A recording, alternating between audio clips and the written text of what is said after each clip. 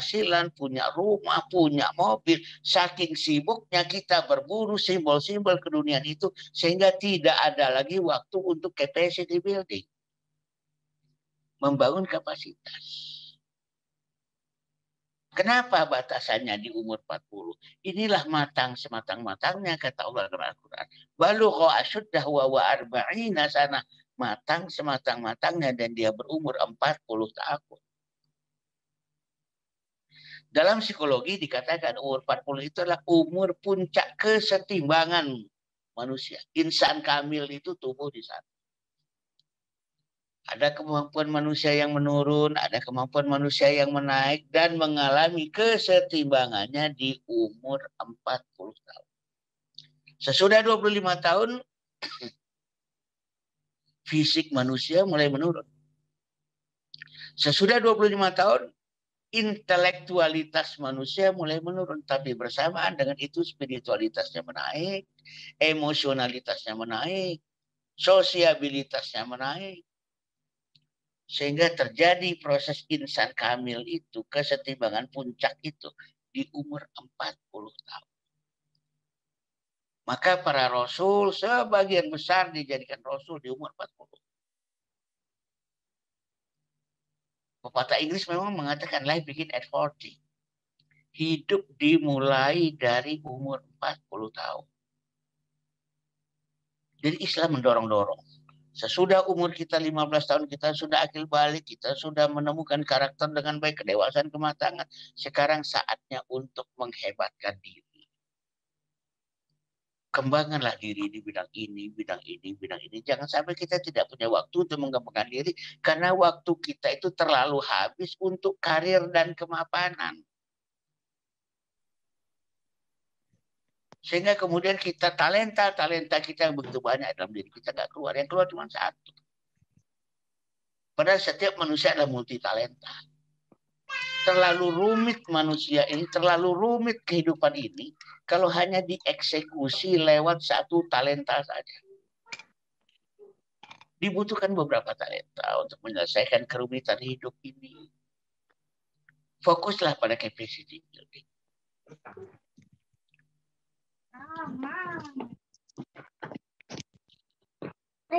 Sebagai sebuah analogi, jangan saja. Memang betul pada musim hujan dia akan laku dibeli orang. Tapi bagaimana dengan musim kemarau? Maka barangkali kalau musim hujan kita jualan payung, musim kemarau kita jualan es.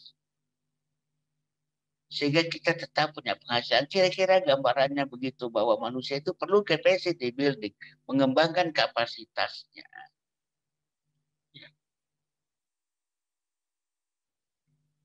Nanti ya, untuk dia manfaatkan. Ya, untuk manfaatkan. Nah,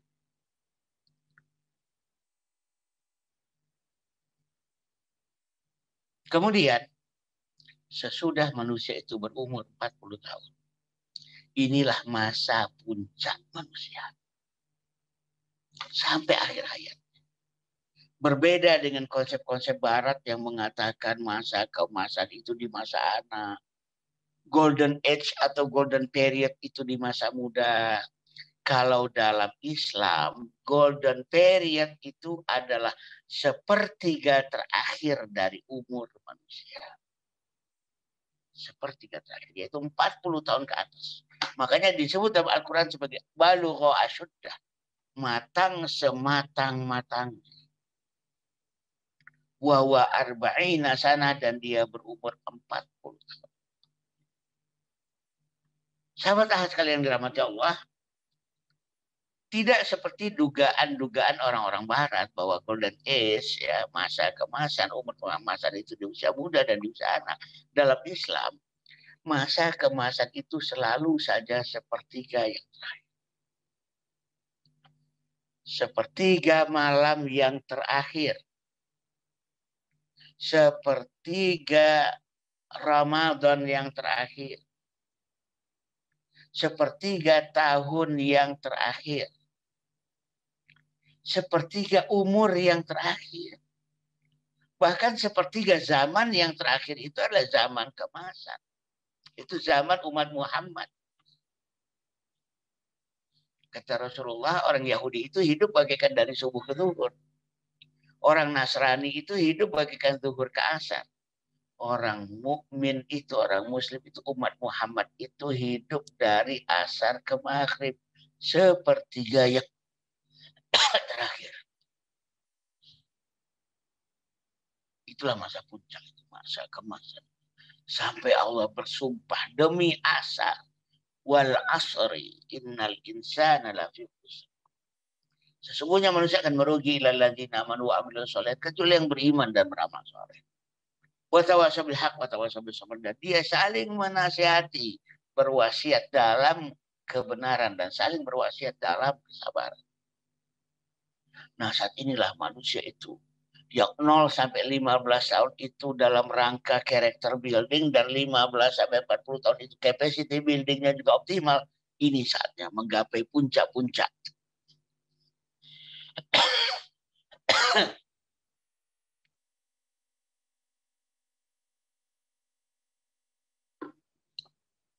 Jadi ini adalah success making. Usia untuk membangun kesuksesan. Bukan hanya di dunia, tapi di akhirat. Manusia paling aktif mungkin di umur 20 dan 30. Tapi ingat, manusia paling produktif sesudah 40 tahun. Penelitian-penelitian pun membuktikan manusia paling produktif itu sesudah 40. Sebelum 40 mungkin manusia itu sangat aktif, tapi tidak sangat produktif. Penemuan-penemuan ilmiah, kreasi-kreasi, karya-karya manusia lahir sesudah umur 40. Kalau pendidikannya itu dilakukan dengan benar. Kecuali kalau kemudian sebelum 40 kita sudah menghabiskan semua energi yang ada, sehingga begitu 40 tahun kita udah kehabisan stamina, lain cerita. Jadi bagi manusia yang menata kehidupannya dengan baik sesuai dengan sistem pendidikan Islam, dia mengatakan justru yang terakhir ini baik. Walal akhiratu khairul laka minal ula. Dan akhir itu selalu saja lebih baik bagi manusia daripada permulaan. Seorang mukmin digambarkan sebagai manusia yang besoknya lebih baik daripada hari ini. Hari ininya lebih baik dari kemarin. Inilah mukmin yang beruntung. Mukmin yang merugi adalah besoknya sama saja dengan hari ini sama saja dengan kemarin. Mukmin yang celaka adalah mukmin yang besoknya lebih jelek daripada hari ini lebih jelek dari kemarin. Jadi selalu masa akhir itu dia menjadi lebih baik, lebih baik, dan lebih baik. Itu yang Islam. Justru manusia mendekati ajalnya semakin menunjukkan kualitas dan karya-karyanya. Kenapa? Pada dasarnya manusia mendekati deadline, mendekati ajal, akan selalu mengerahkan seluruh kemampuannya dan mengeluarkan yang terbaik dari diri. The power of kepepet. Makanya Rasulullah mengatakan manusia yang paling cerdik adalah manusia yang selalu mengingat ajal. Manusia yang paling cerdik adalah manusia yang selalu mengingat deadline. Sehingga berakhir dengan husnul khatimah. Nah, jadi rentang sistem pendidikan Islam itu seperti itu. 0 sampai 15 karakter building. 15 sampai 40 tahun itu adalah capacity building. 40 tahun ke atas adalah summit reaching, berburu puncak, success making, menciptakan kesuksesan demi kesuksesan. Yang paling penting adalah di akhirat. Baru kemudian di dunia. Nah ini. Ya. Secara lebih spesifik, Islam juga bicara, sistem pendidikan Islam juga bicara tentang metodenya, lalu gimana? Kalau tahapannya tadi ya sudah dibahas, Sekarang bagaimana dengan metodenya? Sayyidina Ali radhiyallahu anhu pernah menyampaikan, anak 0 sampai 7 tahun jadikan dia raja. Ini menggambarkan metodologi.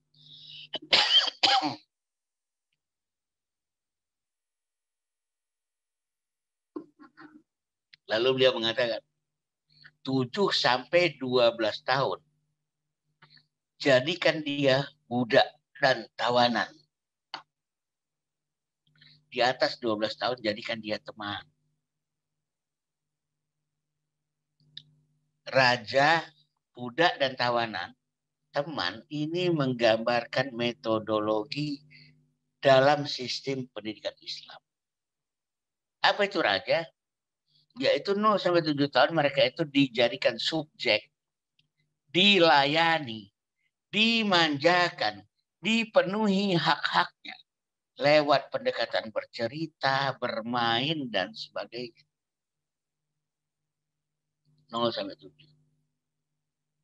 Jadi kepada para orang tua juga tolong diingatkan. Usia 0 sampai 7 tahun itu adalah usia justru memberikan hak-hak syariat pada anak. Dia dijadikan raja. Namanya raja ya dia subjek. Kita melayaninya, kita memanjakannya. Saat itu kita lebih berorientasi pada pemenuhan hak-hak syariat seorang anak. Semakin terpenuhi hak syariat seorang anak, maka pada saatnya dia siap memikul kewajiban-kewajiban dengan baik. Ketika hak diberikan, nanti tanggung jawab akan dipikul dengan lebih baik. Dan tolong, dalam pendidikan Islam itu berlaku prinsip tidak selalu lebih cepat, lebih baik. Dalam Islam itu pertama, tepat pada waktunya. Yang kedua, sudah mampu dan sudah perlu. Walaupun sudah mampu namun belum perlu, nggak usah dipacu-pacu berlebihan. Metode-metode pada masing-masing jenjang usia ini sangat mempengaruhi pendidikan sesudahnya. Kalau dia belum kenyang dengan hak-haknya. Oke. 7 sampai 12 mereka dijadikan tawanan. Mereka dijadikan budak. Kalau tadinya 0 sampai 7 menjadi subjek, kita layani dia, kita penuhi apa maunya. Sekarang justru terbalik, mereka menjadi objek. Mereka dididik di sebuah kawah candra di muka. Mereka dididik di sebuah kawah candra di muka, di tempat. Kalau dulu sebelumnya berorientasi pada hak, sekarang berorientasi pada pelatihan-pelatihan kewajiban. Karena nanti di umur 15 tahun mereka memang benar-benar sudah terbebani kewajiban-kewajiban. Makanya disebut mukalaf, orang yang memikul beban. Tapi lewat penyadaran, lewat pelatihan sebagai sebuah metode dan teknik. Bukan lewat pembiasaan. Sebenarnya pembiasaan itu lebih tepatnya kita berikan kepada hewan. Karena hewan tak punya kesadaran. Perilaku-perilaku yang tidak lahir dari kesadaran akan menjadi perilaku-perilaku yang semu. Apakah pembiasaan sama sekali salah? Tentunya enggak. Karena ada pembiasaan yang benar, yaitu membiasakan diri. Dengan sadar dia membiasakan diri. Itu pembiasaan yang benar. Nah, jadi di tempat. Kalau 0 sampai 7 dimanjakan dulu, diberikan hak-haknya, nggak perlu bicara tentang kedisiplinan dan sebagainya. Sekarang udah bicara tentang kedisiplinan, tentang tertib. Bahkan umur 10 tahun tidak sholat, kata Rasulullah, pukul. Mulai belajar tentang prinsip-prinsip hukum, prinsip-prinsip sosial. Sesudah itu